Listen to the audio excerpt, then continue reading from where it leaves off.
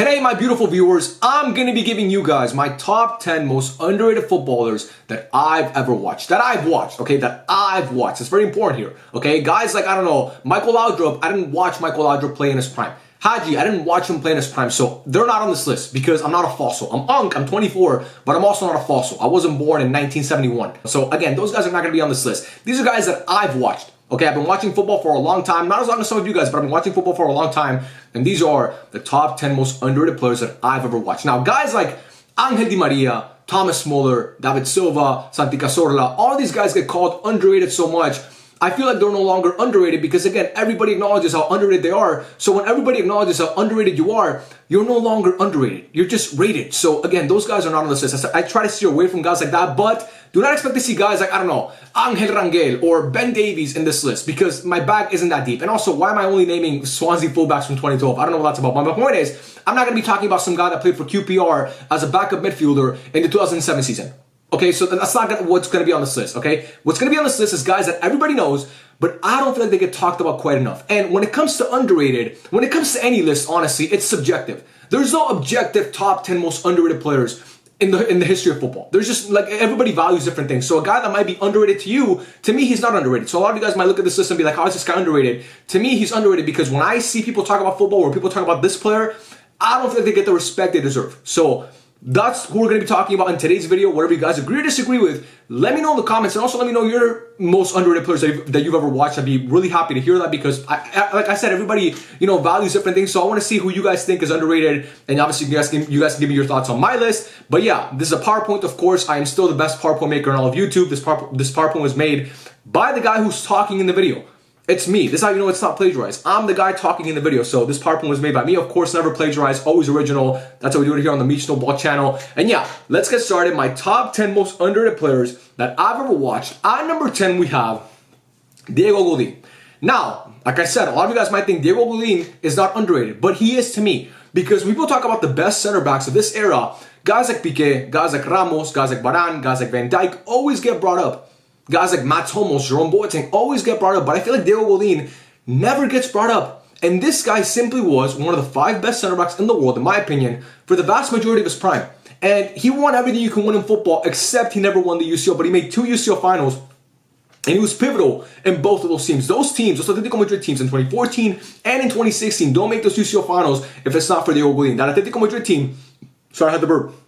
In 2014, doesn't win the league if it's not for Diego Godin because he literally scored the goal to win them the league. Don't forget that. He literally scored the goal to win them the league.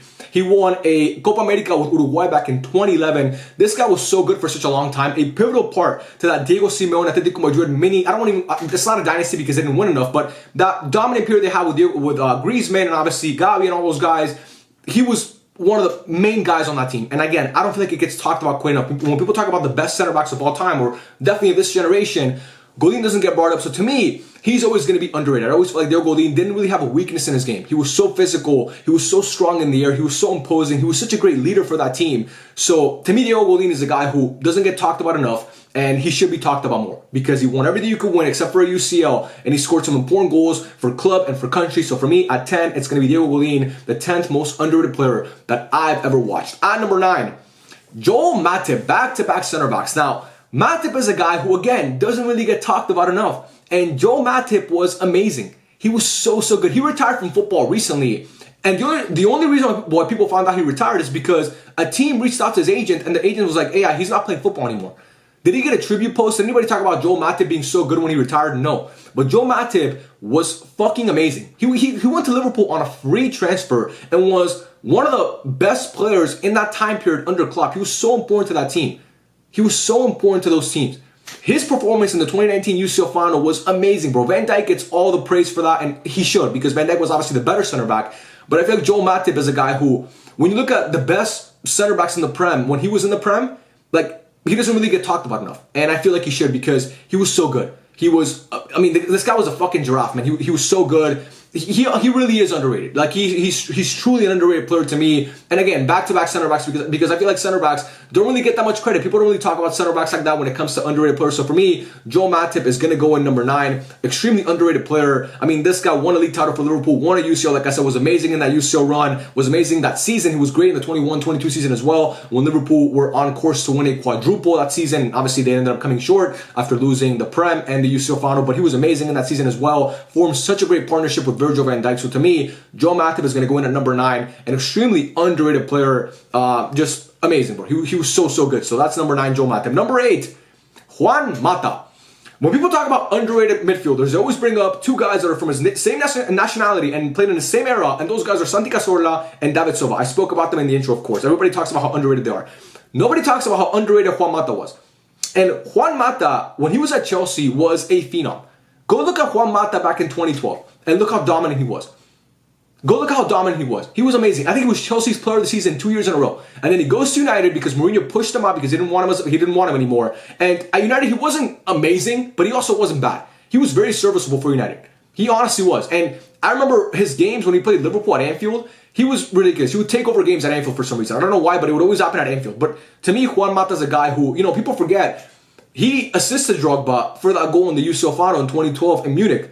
That goal that won Chelsea their first UCL in their history. Obviously, Drogba scored an amazing header, one of the best headers that I've ever seen. But the cross gets sent in by Juan Mata.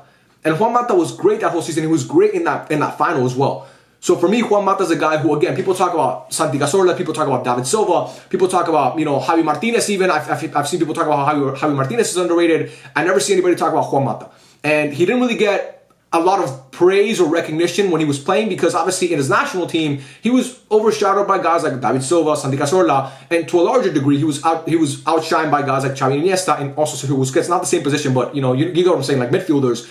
And obviously he wasn't that level, but to me, he was always a guy who was extremely reliable. He was so good on the ball. He was so technically gifted. He was such a joy to watch. I loved watching Juan Mata play, and to me, he's extremely underrated, so he's going to go at number 8. The fact that Mourinho kind of kicked them out the back door at Chelsea is one thing that I think Chelsea fans still resent Mourinho for because he was so good for them, and he shouldn't have left. I think he had many great years left at Chelsea, but obviously went to United. And like I said, he wasn't terrible, but he also wasn't amazing. He wasn't like one of their best.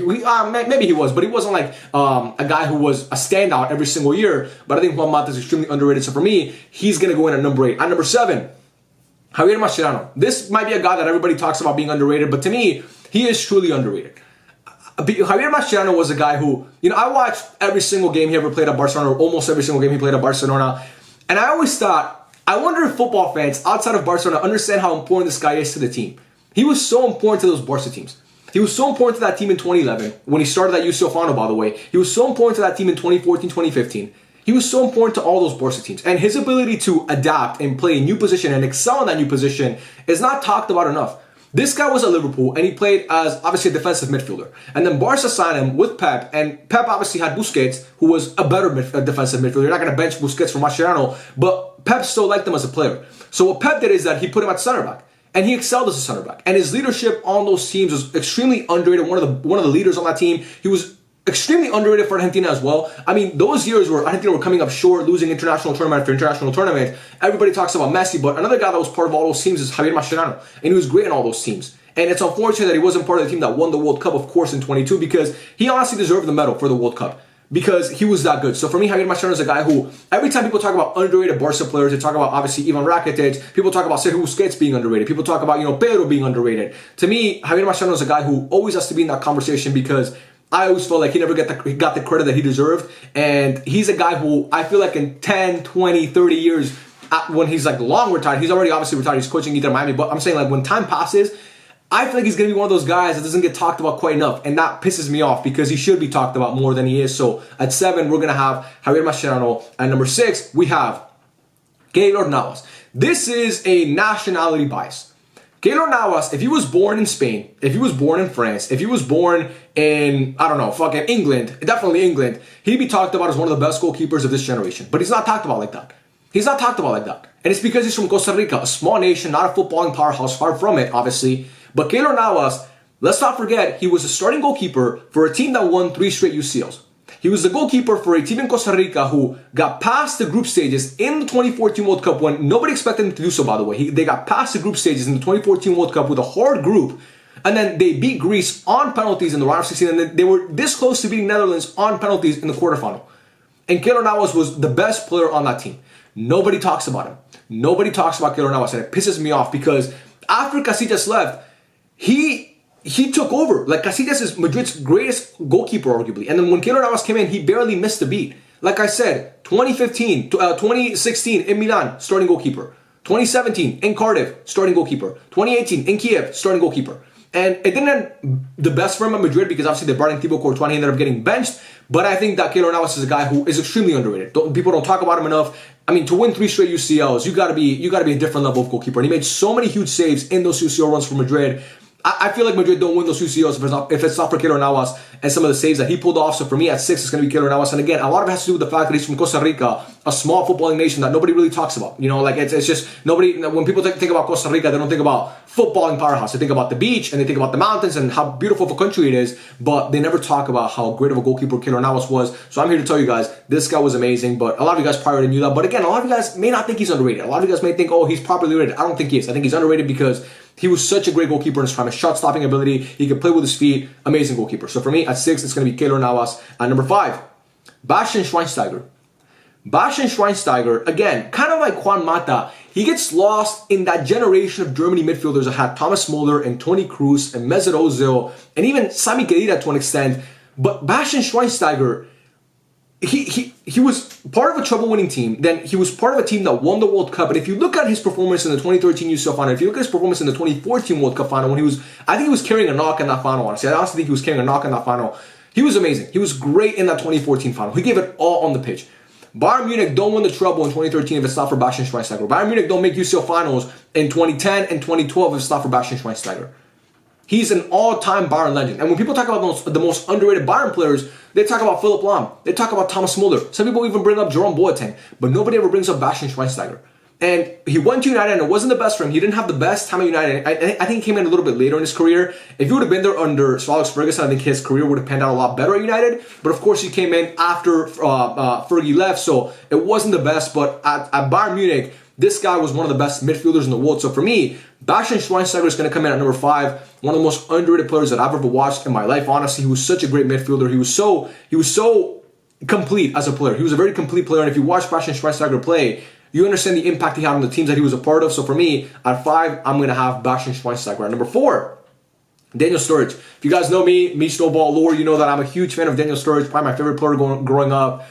And this might be a little bit biased on my end because, again, like I said, I love Daniel Sturridge, man. I like this celebration, bro. I was doing this all the time when I was in middle school, when I was in elementary school. This is, to me, the greatest celebration in football history. The Daniel Sturridge celebration, I mean, Michu has a shout there where he does like the thing or whatever, and Heung-min Son and Dele Alli all have great celebrations. This, to me, is the best celebration in football history. But speaking on Daniel Sturridge as a player, his biggest issue was always fitness, and that's really it. His biggest issue was lack of fitness because he was barely ever fit. But when he was healthy in that 2013-2014 season, he was unstoppable. He was fucking unstoppable. That partnership that him and Luis Suarez had was amazing. I'll never forget the hat-trick he scored against Fulham in 2013, away from home. I'll never forget that hat-trick as long as I live. What an amazing hat-trick. That first goal he scored where he cuts in and he cuts out and he shoots it with his weak foot, his right foot. He was such a good player, man. Had a nasty left foot. Daniel Sturridge has such a nasty left foot. There was a real conversation when Daniel Sturridge was in the Prem and at Liverpool, when he was healthy, who was better between him and Harry Kane. That was a real conversation because he was that good.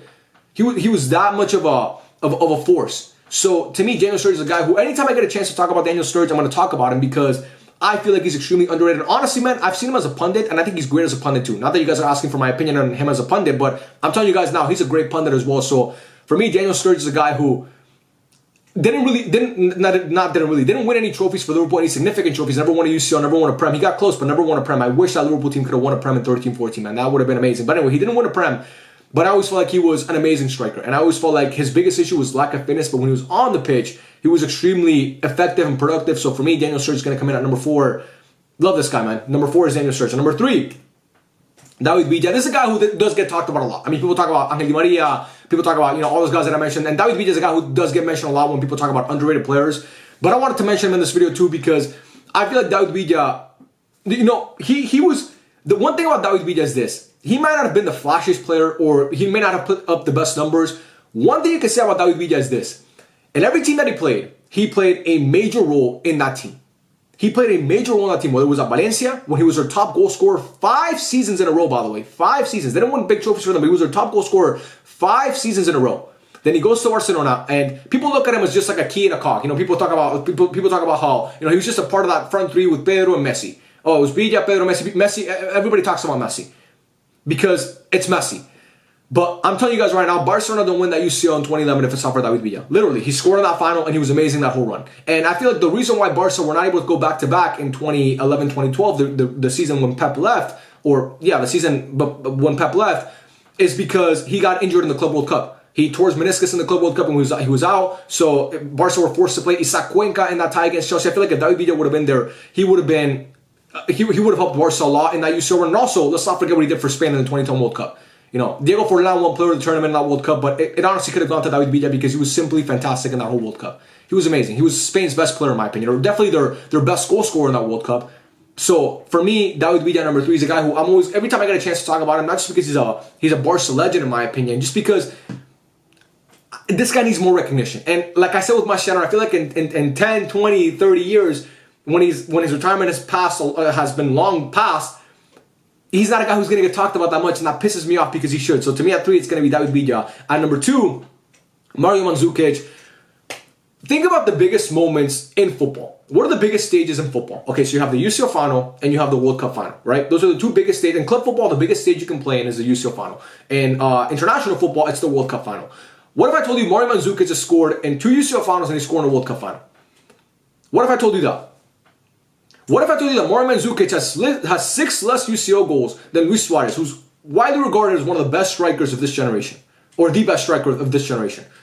Mario Mandzukic did that. He scored goals everywhere he went. Whether it was for Bayern Munich, whether it was for Juventus, whether it was for Croatia when he played for the national team. Like I said, scored in the UCL final, scored the first goal of the UCL final in 2013, scored one of the best goals, if not the best goal in the UCL final. Actually, no, Gareth Bale was probably better, but one of the best goals in the UCL final in 2017 when he equalized that game 1-1 in Cardiff against Madrid. Madrid obviously ended up winning it 4-1, but still he scored the equalizing goal and it was an amazing goal. And he scored a goal. It was a fluky goal where Lloris made a mistake, but still he scored a goal in a World Cup final. Not a lot of players can say they've scored in a World Cup final and a UCL final. Who can say that? Messi can say he scored in a World Cup final and a UCL final. Mario Mandzukic can say that, and who else can say that? I'm trying to think off the top of my head. Who can say that they scored in a World Cup final and a UCL final? It's Messi, it's Mario Mandzukic, and probably Gerd Müller. I'm guessing Gerd Müller because he probably did it back in the day. He definitely scored in a UCL final, and I'm pretty sure he scored in the World Cup final in '74, if I'm not mistaken. But anyway, my point is he's in very elite company. Anytime you're in the same conversation as Messi and Gerd Müller, you're in pretty good company. And again, Mario Mandzukic, he was overshadowed by the fact that he played in a generation that had some of the best strikers we've ever seen. When you're competing against Zlatan every year, and when you're competing against RVP, and when you're competing against Suarez and Benzema and Cavani and Falcao and Harry Kane, you're never going to get the credit you deserve. But he should get the credit he deserves because, again, he was a goal-scoring machine. Everybody talks about in those Croatia teams how Perisic was underrated and Brozovic and obviously Rakitic was underrated. Rakitic was a guy who, by the way, I could have put in this list, but I feel like he gets talked about a lot. He was also part of those teams, and those teams don't make it for one of those competitions if it's not for him. So for me, Mario Mandzukic is going to come in at number 2, one of the most underrated strikers I've ever seen, an amazing player. And at number 1, and you guys might think this is controversial, it's going to be Neymar. It's going to be Neymar. Neymar's underrated.